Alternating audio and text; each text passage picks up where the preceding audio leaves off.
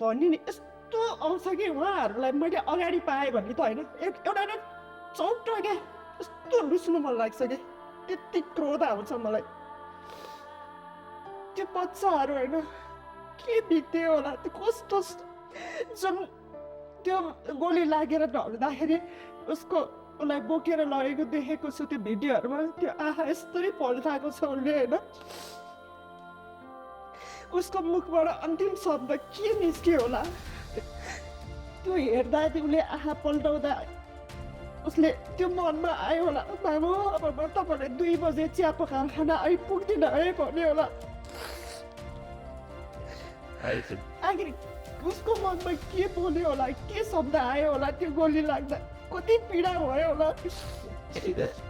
जब कि कुनै दिन एक थप्पड नहालेर गाली नगरेको त्यत्रो भएको बच्चा होइन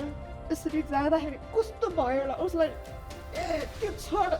सम्झिन कति गाह्रो हुन्छ कति पीडा हुन्छ हामीलाई होइन